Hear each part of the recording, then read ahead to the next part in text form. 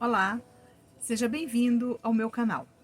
No vídeo de hoje nós vamos falar sobre companhias espirituais na educação da mediunidade. Nós estamos estudando a obra de Robson Trovão, Psicofonia. É importante lembrar que você que é médium, mesmo que você já esteja trabalhando, seja um médium já há muito tempo, é necessário estudar. Releia aquilo que você leu. Se você já releu aquela obra, estude. Pega um caderninho e comece a anotar aquilo que você esqueceu e que lhe fez falta um dia. Companhias espirituais.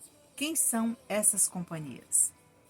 No estudo de médiuns e mediunidades, encontramos André Luiz no livro Missionários da Luz, capítulo 5, apreciando a delicada questão das companhias espirituais.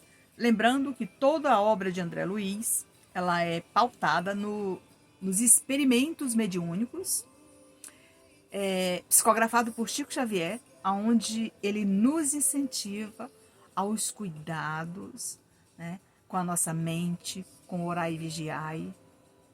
Tudo isso é importante, tá, gente? O autor aponta entidades em profundo desequilíbrio que se tornam presença constante ao lado dos médios invigilantes. Eu falei no vídeo passado, né, que a médium chegava lá no nosso grupo e a primeira coisa que ela fazia era o quê? Nancy, me ajuda porque eu não estou bem. Hoje eu gostaria de passar pelo atendimento. Ao invés de doar, eu quero receber. Viu aí? A invigilância. Então eu fui invigilante muitas vezes, né? Falando da vida alheia, comentando coisas inadequadas, e eu vou atraindo para minha mente esses espíritos que me incentivam a continuar a buscando essas pessoas afins, certo? Foram impedidos, pela narrativa, essas companhias espirituais foram impedidas de adentrar o recinto da casa espírita em razão do tipo de serviço mediúnico que seria prestado naquela noite. Então, veja bem, esses espíritos, né, que acompanham as pessoas por meio da afinidade fluídica, por conta do comportamento e das atitudes, quando você vai para a casa espírita trabalhar, eles não entram na sala e não participam do trabalho. Eles esperam você ir, trabalhar e ficam ali na porta, observando a hora que você sai. Quando você sair, eles vão lhe acompanhar e o tormento vai continuar. Entendeu? Até o dia que você aceitar fazer um tratamento, que o seu dirigente convidar você, né, avisando que você está sendo assediada porque os espíritos estão te rodeando e que esses espíritos estão do lado de fora e que você pode ser ajudada, mas se você tiver acessibilidade, se você se permitir a esse tratamento, muitos se melindram e deixam a casa espírita porque não gostam de ser chamados a atenção, entendeu? E aqui nós vamos lembrar que numa das obras do Chico Xavier, Obreiros da Vida Eterna, a irmã Zenobe, na casa transitória de Fabiano de Cristo, era um local onde tinham vários irmãos em tratamento, vários espíritos estavam ali em tratamento. Mas tinha uma galera do lado de fora, bastante endurecida, que não queriam que essas pessoas melhorassem, esses espíritos lá dentro melhorassem. Então, a casa transitória de Fabiano de Cristo, ela era permeada por um anel de luz, pelos guardiões que guardavam aquele espaço ali. Então, os guardiões tomavam conta do anel de luz. E quando eles viam que vinha aquela quantidade de espíritos para adentrar dentro da casa, para fazer aquela bagunça e retirar de lá os espíritos que estavam em tratamento, eles avisavam a irmã Zenobe, uma irmã de alta envergadura, que ela ficava lá num dos mundos iluminados, e ao ouvir o chamado do irmão que tomava conta da casa, ela manipulava de lá para cá uma luz, aonde esse anel estava ali presente, permeando a casa, e permitia que os guardiões, né, afastasse esses irmãos que estavam chegando ali. Dessa maneira, esses irmãos que estavam lá dentro de tratamento não eram atingidos com essa energia ruim que eles transmitiam para eles.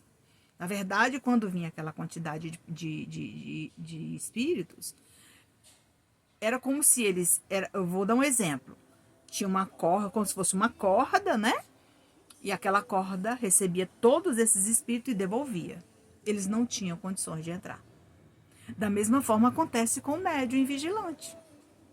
Então, eu passei o dia inteiro só falando besteira, mas à noite eu vou ter que ir para o centro.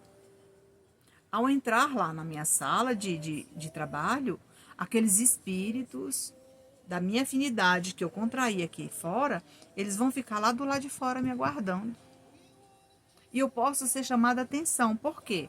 Porque o meu dirigente, ele tem esse poder de percepção, de ouvir e de receber os recados do dirigente espiritual, avisando que aquela pessoa precisa ser mais vigilante, se preparar melhor para ir para a casa espírita.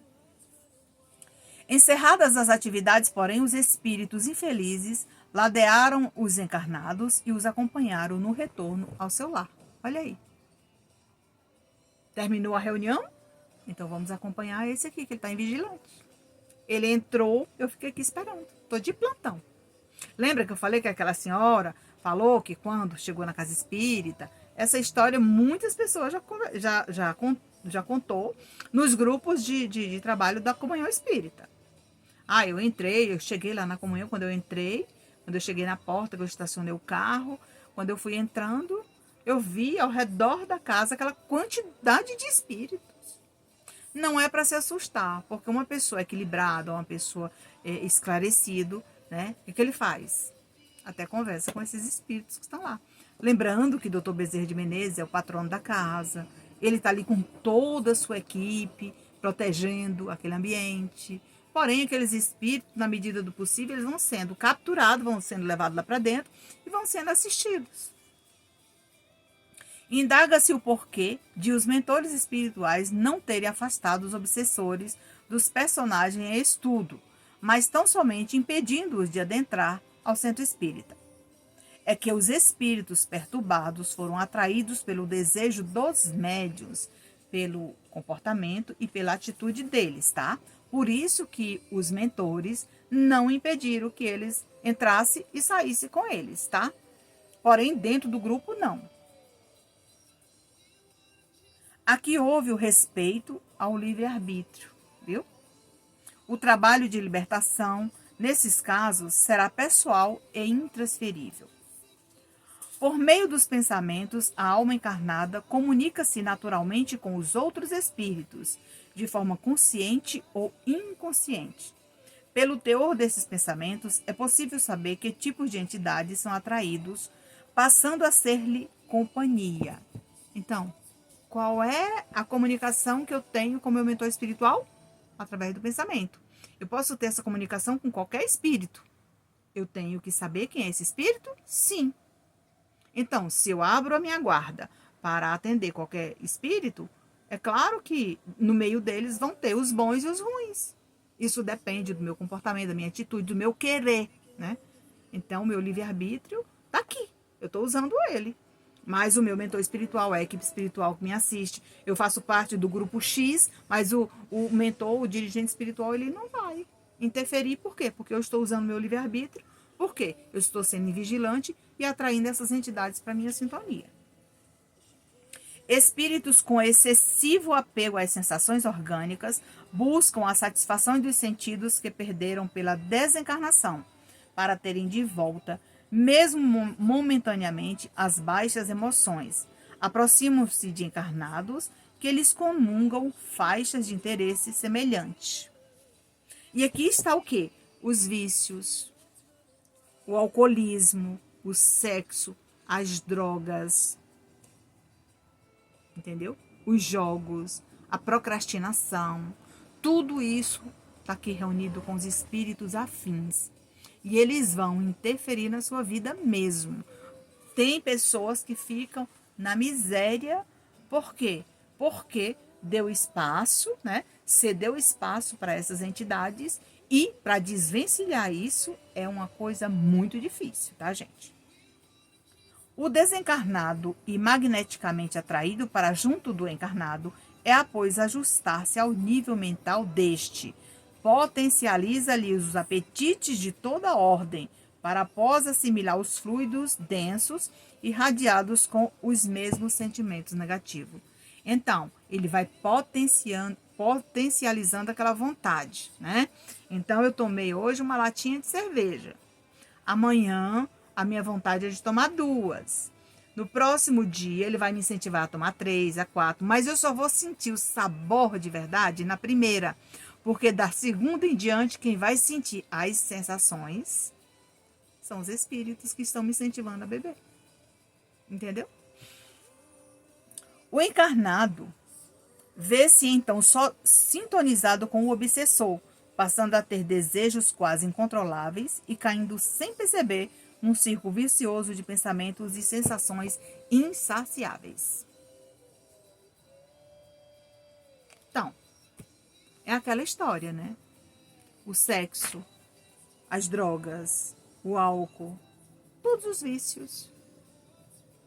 É como se fosse uma insatisfação terrível.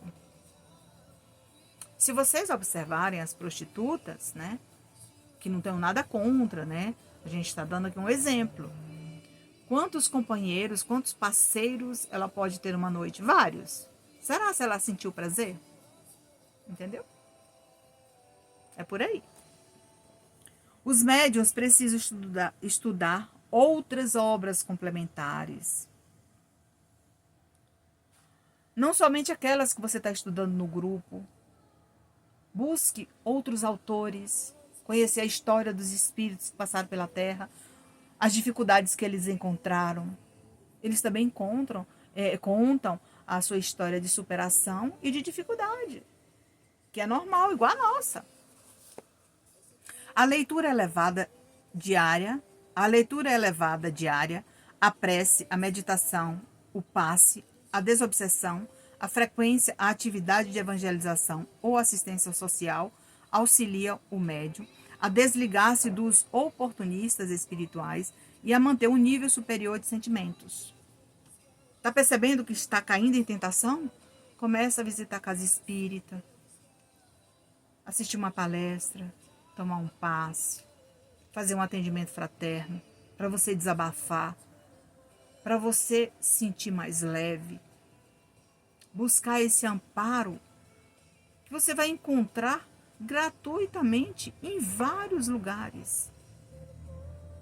Cabe ao médium o esforço para manter um padrão estável e contínuo de pensamentos harmoniosos e emoções salutares, o que se atinge durante a sessão mediúnica, quando a assistência espiritual se faz elevada. É o que aconselha André Luiz. Para encerrar esse capítulo, eu deixei por último aqui esse parágrafo que é bem interessante, tá, gente? Revelar pequenos contratempos, deixar de valorizar contrariedades passageiras e preferir o recolhimento são alguns comportamentos desejáveis, aqueles que visam colaborar com os orientadores espirituais do trabalho de que participem e ter-lhes a companhia frequente. Não se pode esquecer que o médium pode ser chamado a tarefas socorristas tanto durante o sono quanto em estado de vigília, e sem o pensamento equilibrado, pouco ou nada fará. Então, o que acontece? Nesse momento, você tem condições de contribuir bem mais, de ajudar mais. Eu estou aqui conversando com você, de repente a equipe espiritual chegou e disse: Nancy, nós estamos precisando de você para uma emergência no mundo espiritual agora. Tem uma pessoa, pode estar até encarnada, no hospital precisando de ajuda. Mentaliza fulano de tal, adormece um pouco que eu vou te levar lá. Por quê? Eu vou te levar para, diante do seu fluido vital, nós vamos fazer o tratamento naquela pessoa. Questão de segundos, 5, 10 minutinhos você adormeceu, a equipe espiritual te levou lá, fez o trabalho, retirou a energia necessária e você salvou uma vida.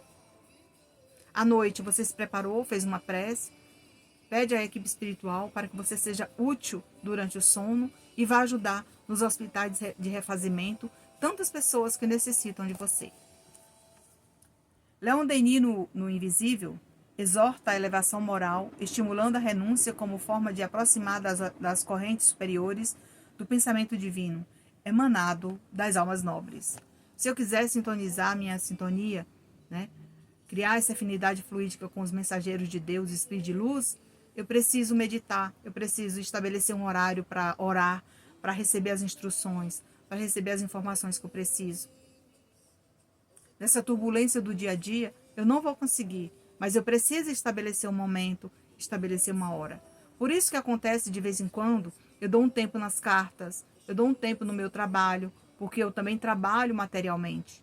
Então, no momento que eu estou com muito trabalho, com muita demanda, eu peço um tempo à espiritualidade. Eu falo para eles, olha, não manda carta agora, não manda mensagem, não manda livro. Nesse momento, eu não tenho cabeça para parar e fazer esse trabalho. A espiritualidade entende. E eu vou fazendo outros trabalhos que não dependem tanto de, digamos assim, de uma preparação que eu teria que fazer, né? De uma demanda de tempo para realizar aquilo que eu estou fazendo nesse momento. Por exemplo, agora eu estou preparando os livros com a espiritualidade. Eu estou separando as mensagens, organizando, né? Para poder mandar para a diagramação, para fazer a capa. Então, nesse momento agora, eu não estou escrevendo carta. Então, eu não preciso estar aqui, né, no horário estabelecido, meditando, em silêncio, para poder fazer o trabalho. Mas quando eu retornar ao trabalho, eu preciso desse tempo, preciso me preparar, eu preciso me colocar ali à disposição da espiritualidade, refletindo, orando, para que o Espírito amigo busque a minha mente e transmita aquele recado da forma que tem que ser, com fidedignidade, para colocar no papel. Então, pessoal, é isso. É isso que muitos médiuns desistem no meio do caminho. Mas nós temos que saber conciliar o nosso trabalho. Porque a espiritualidade sabe que nós temos que trabalhar materialmente. Nós temos que buscar, né, o pão de cada dia. Aqui na Terra nós precisamos trabalhar materialmente, porque se você sai de casa, você gasta gasolina. Se você for no transporte público, você precisa de dinheiro para pagar as passagens. Tudo isso a espiritualidade sabe. E aqui nós vamos lembrar da invigilância, né? Das infiltrações mentais que os médios, né, atraem para sua mente, das sugestões cedidas, né, pelos espíritos imperfeitos que não querem a sua evolução, do orgulho, da vaidade, da invigilância. E tudo isso vai cessar com o orai e vigiai. Então, esse vídeo de hoje, meus irmãos, nós falamos sobre as nossas companhias espirituais. Quem são as companhias espirituais que eu quero, de fato, na minha mente? Eu vou buscar me comportar, as minhas atitudes, o meu comportamento vão mostrar quem são as minhas companhias. No momento que eu chegar lá no grupo, no momento que eu chegar lá na casa espírita, ou aonde eu estiver trabalhando, ou até mesmo só estudando com as pessoas, eles vão perceber se eu estou bem ou não. Por quê? Porque o desequilíbrio, meus irmãos, ele acontece a qualquer momento. No próximo vídeo, nós vamos falar sobre estratégia para desarticular um grupo sério. Quem são essas entidades que estão sugerindo a mente dos médiuns para destituir os grupos e as casas espíritas? Isso é importante. E assim, nós estamos aqui para encerrar mais um vídeo que vai te ajudar a esclarecer muitas dúvidas. Se você gostou desse vídeo, curte, comente, compartilhe. Obrigada por nos seguir, obrigada por nos assistir, obrigada por nos encontrar e até o próximo vídeo.